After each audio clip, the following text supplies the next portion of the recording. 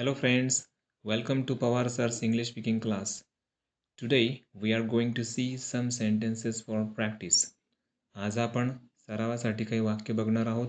तुम्हाला देखील या वाक्यांमध्ये कर्ता आणि क्रियापद बदलून सराव करण्याचा प्रयत्न करायचा आहे. स्वतःची उदाहरणं बनवून मला कॉमेंट्समध्ये पाठवायची आहेत. चला तर बघूया. पहिलं वाक्य आहे, will you not have to borrow money? तुला पैसे उसने घ्यावे लागणार नाही का? Will you not have to borrow money? दुसरं आहे, will your uncle not have to support them? तुझ्या काकांना त्यांना आधार द्यावा लागणार नाही का? Will your uncle not have to support them? तिसरं, will she not have to speak against them? तिला त्यांच्या विरोधात बोलावे लागणार नाही का? Will she not have to speak against them? पुढचं वाक्य बघूया. Will Tanaya and Minal not have to work on the project?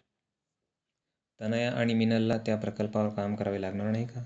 Will Tanaya and Minal not have to work on that project? Will the farmers not have to sow again?